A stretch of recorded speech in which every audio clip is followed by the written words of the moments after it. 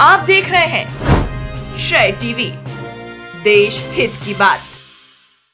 नमस्कार, मैं हूं आपके साथ ममता सिंह। आप देख रहे हैं श्रेय टीवी, देश हित की बात। क्षेत्रीय खबरों के साथ साथ देश और प्रदेश की खबरों के लिए बने रहें श्रेय टीवी के साथ। नीति आयोग आकांक्षी जिला दमोह में बहुहितधारक मंच पर पुनर्योजित कृषि और टिकाऊ वनस्पति तेलों को बढ़ावा देने हेतु कार्यशाला संपन्न। वित्त पोषित कार्यक्रम खाद्य सुरक्षा एवं जलवायु संवेदनशील भविष्य के लिए पुनर्योजित कृषि पद्धतियों को बढ़ावा के अंतर्गत सॉलिडेरिडाड एवं NCHSCE ने जिला दमोह में बहुहितधारक मंच MSP कार्यक्रम का आयोजन किया। इसमें कार्यक्रम में कृषि विज्ञान केंद्र, कृषि विभाग, आत्मा विभाग, उद्यानिकी विभाग, मनरेगा विभाग, NIC, नीति आयोग, मत्स्य पालन विभाग, RGM वाटरशेड की तकनीकी विशेषज्ञ, NGO पार्टनर्स, प्रतिनिधि, किसान मोर्चा, जिला अध्यक्ष एवं जिले से प्रगतिशील किसान एक साथ आए। 2 पैनल चर्चाओं के माध्यम से पुनर्योजित तिलहन फसलों एवं मूल्य श्रृंखला विकास के लिए चुनौतियों के अवसरों की पहचान की गई। इसमें नीतिगत समन्वय, तकनीकी नवाचार, किसानों के लिए वित्तीय सहयोग और निजी क्षेत्र की भागीदारी को मजबूत करने जैसे मुद्दों पर विशेष चर्चा हुई। साथ ही जैव इनपुट तंत्र, मृदा स्वास्थ्य सुधार एवं पुनर्योजित उत्पादों के बाजार संपर्क को बढ़ावा देने पर जोर दिया गया।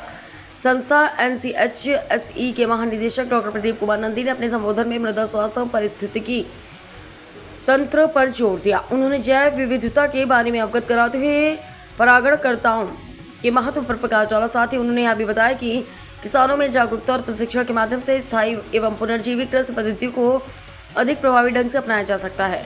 सॉलिडरिएट के general manager doctor Suresh Motwani ने पुनर्जीवित कृषि की नीति पर जोर दिया गया। किस तरह सभी स्टेक होल्डर मिलकर नीति निर्माण में कार्य कर सकते हैं, इस प्रकार प्रकाश डाला। साथ ही उन्होंने बहुहितधारक कार्यक्रम की महत्ता पर बल देते हुए कहा कि इससे विभिन्न संस्थानों, किसान संगठनों एवं सरकारी विभागों के बीच सहयोग को बढ़ावा मिलेगा। उन्होंने प्रतिभागियों को यह भी संबोधित किया कि सामूहिक प्रयासों से न केवल कृषि उत्पादन क्षमता बढ़ाई जा सकती है, बल्कि पर्यावरणीय स्थिरता और किसानों की आजीविका सुरक्षा भी सुनिश्चित की जा सकती है।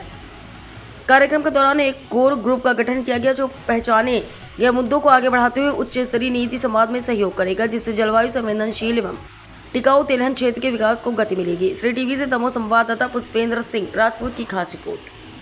एग्रीकल्चर से संबंधित जो भी गवर्नमेंट या प्राइवेट NGO या फार्मर्स, प्रोग्रेसिव सभी लोग मिलकर अपने दमोह जिले में क्या अच्छे से अच्छा कर सकते हैं, खासकर बीज जनरेटर एग्रीकल्चर में या इस सेक्टर में, उसके लिए आज जो वर्कशॉप रखी गई है, इसमें दिन भर पूरा मंथन चलेगा कि बेहतर से बेहतर एक एक्शन प्लान और फ्यूचर के हिसाब से एक योजना कैसे बना सकते हैं, इस पर चर्चा करना है।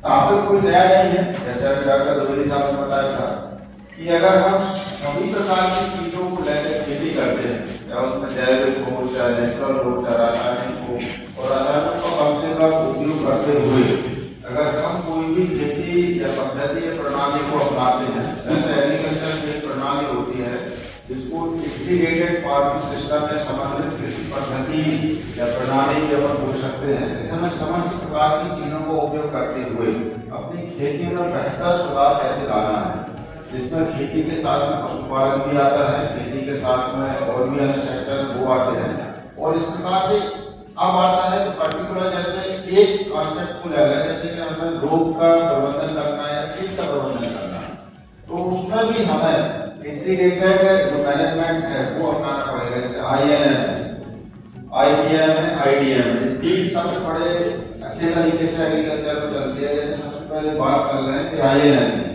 तो इंटीग्रेटेड न्यूट्रिएंट मैनेजमेंट, जिसमें समन्वय पोषक तत्व प्रबंधन, हमें ज्यादा से ज्यादा जैविक, प्राकृतिक और कुछ मात्रा में बच जाता है, जो कि अभी द्विवेदी सर ने बताया कि 60% तक हमें जैविक प्राकृतिक खेती या हमारे फार्म पे जो अवशिष्ट प्रबंधन के दौरान हम तैयार कर लेते हैं खाद है उसको करना है, बाकी बची हुई अन्य जो हमारे स्रोत हैं उनसे हमें करना है। इसी प्रकार से रोग के प्रबंधन में जिनको हम IDM बोलते हैं, इंटीग्रेटेड डिसीज मैनेजमेंट के समन्वित रोग प्रबंधन, तो उसको भी अपन को रोगों का प्रबंधन इसी तरीके से करना है। इसी प्रकार से कीट नियंत्रण में भी अभी क्या होता है, जैसे मान लो कीट नियंत्रण होता है तो किसान एक ही प्रकार की विधि अपना रहा है, वो केमिकल डायरेक्ट मार्केट में और रेडीमेड जो कंपनी से दवाई बनी है, चाहे वाले या मच्छर वाली, और लाकर उसमें घोल बनाया सीधे स्प्रे कर दिया।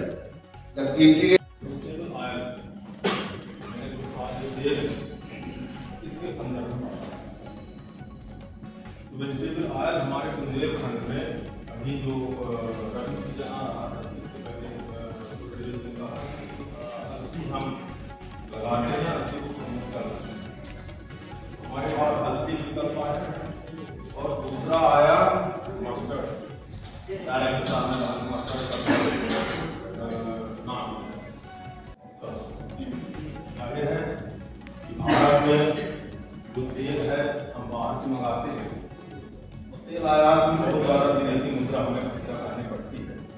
सरकार इसको मिशन मोड में काम कर रही है और इसी प्रोडक्शन के लिए जोर दे रही है। शायद उसी का परिणाम है कि यहाँ इकट्ठा उसके बाद आती है यहाँ दोनों फसल के बारे में बात करेंगे, कहाँ दिक्कत होती है हमारे किसान उसके बारे में चर्चा करेंगे। दूसरी बात आती है कि सस्टेनेबल डेवलपमेंट कैसे, सस्टेनेबल का मतलब होता है स्थायी विकास।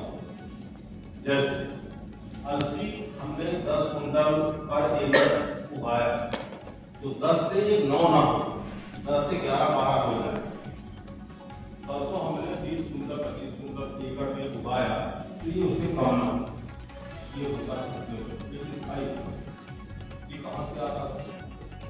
दूसरी तरफ हमारे पास दिक्कत ये है कि हम जो है रासायनिक खेती कर रहे हैं। रासायनिक खेती में ये है जितना रसायन डालते जाएंगे उतना आपको दिखेगा, उसके बाद रसायन जैसे डालना बंद कर देंगे तो पूरा हमारा सिस्टम कोलैप्स हो जाएगा। उसके लिए हमारे पास चारा है इंटीग्रेटेड कल्चर, जिसका हमने पहले किया था कि हमें इंटीग्रेटेड अप्रोच अपनाना है। डायरेक्टर साहब ने कहा कि सॉइल हेल्थ रेगुलेट जरूरत है गुणवत्ता की, अब जरूरत है प्राकृतिक खेती की, अब जरूरत है जैविक खेती की और अब जरूरत है सस्टेनेबल एग्रीकल्चर की।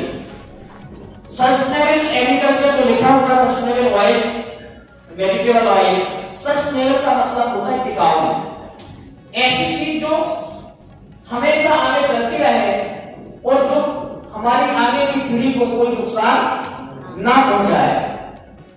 तो ऐसी खेती करना सस्टेनेबल एग्रीकल्चर या टिकाऊ खेती कहलाता है। हमारा भारत देश अभी अनाज उत्पादन में तो हम बढ़िया है, कोई कमी नहीं है, लेकिन हमारे भारत देश में अभी दाल और तेल के उत्पादन में हम अभी पूर्ण रूप से जो है सक्षम जैविक खेती कर रहे हैं, 50 उसमें रासायनिक कर रहे हैं, तो इनके प्रोडक्ट उनके घर से बिक रहे हैं, ऐसा नहीं कि बिक नहीं रहे।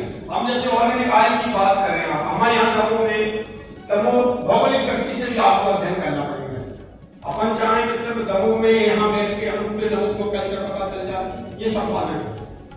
जैसे हमारे दमोह में 7 तहसील हैं, 7 तहसीलों में 3 तहसीलों में 3.5 तहसीलों हमारे यहाँ धान का उत्पादन है।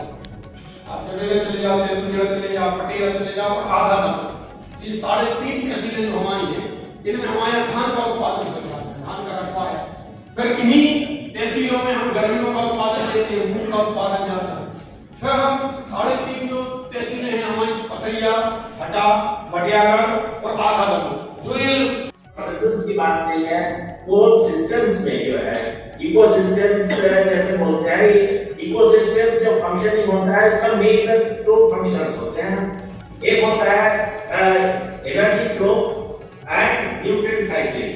तो ये जो 2 चीज है इसमें इफेक्ट पड़ता है इकोसिस्टम्स में। और ये जो एनर्जी फ्लो या न्यूट्रिएंट साइक्लिंग करते हैं वो एक ऐसे नहीं हो जाता, there are different organisms involved in it, मतलब producers है, consumers है, decomposers है, ये सब मिलके साइकिल जो रहते हैं जिसमें डिफरेंट ऑर्गेनिजम्स है ना। हमारा क्रॉप है जिसका प्रोड्यूसर है ना, और उसकी तरह से हम तो कंज्यूमर हैं।